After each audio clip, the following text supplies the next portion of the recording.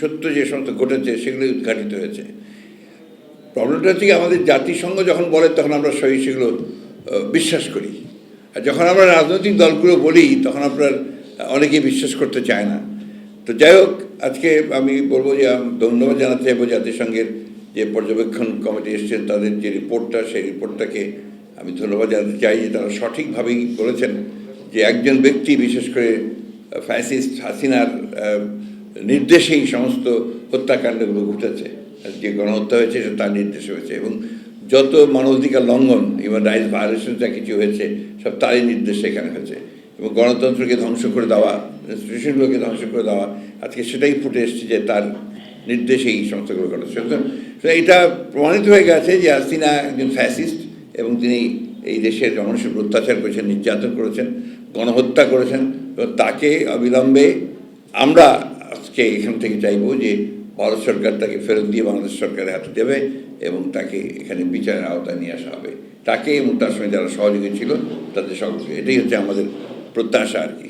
এই বিষয়টা আপনার বারবার করে বলে আসছি যে আমরা একটা লিবারেল ডেমোক্রেটিক পার্টি, আমরা গণতন্ত্রে বিশ্বাস করি। গণতন্ত্রের সমস্ত নর্মস অ্যান্ড কন্ডিশন যেগুলো, সেগুলোতে আমরা আস্থা রাখি এবং সেগুলো আমরা চর্চা করেছি, অতীতেও চর্চা করেছি। তো সেইভাবেই আমরা মনে করি, আমরা কথা বলে আসছি যে it is not us who will decide যে কোন পার্টি নিষিদ্ধ হবে, কোন পার্টি কাজ করবে, কোন পার্টি কাজ করবে না।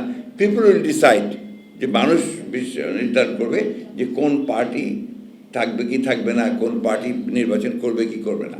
গুম হওয়া, হত্যা করা, এটা শুধু একটা পার্টিকুলার দলের কথা আমি বলতে চাই না, এটা বাংলাদেশের মানুষকে গুম করা হয়েছে, বাংলাদেশের মানুষকে আপনার এখানে হত্যা করা হয়েছে নির্মমভাবে। এই কথাগুলো আমরা প্রথম থেকে বলে আসছি, এবং যখন আয়নাঘরের রিপোর্টটা বেরোয় আপনার আল জাজিরাতে, আপনাদের নিশ্চয়ই মনে আছে, তখন কিন্তু এটা গভর্নমেন্ট পুরোপুরি ডিনাই করেছে।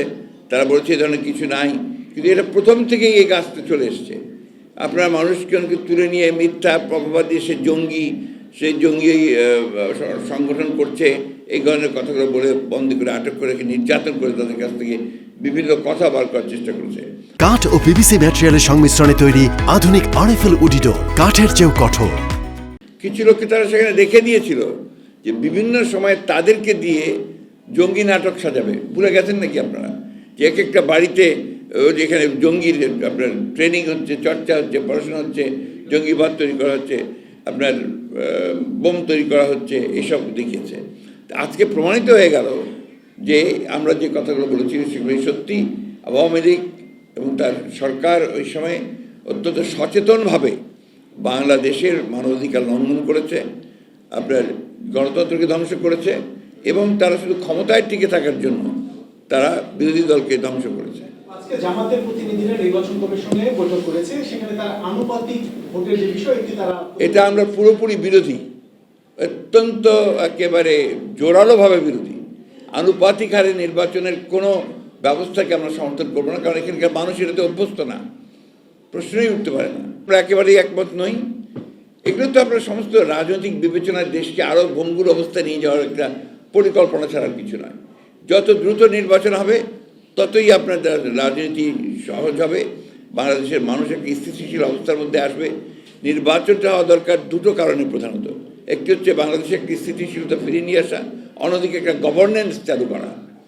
এখন তো গভর্নেন্সের খুব প্রবলেম হচ্ছে, এই জিনিসগুলো চালু করা। এবং চালু করলেই তখন দেখবেন অর্থনীতি বেটার হয়ে আসছে, সমাজে ব্যবস্থা, ইউনিভার্সিটির কলেজগুলোতে লেখাপড়াই হচ্ছে না, তো সেই ব্যবস্থাটা ঠিক হবে। এটা একটা ইলেক্টেড গভর্নমেন্ট না হলে এটাকে নিয়ন্ত্রণ করা খুব কঠিন। তো এখন তো একটা ভোলাটাইল সিচুয়েশন চলছে।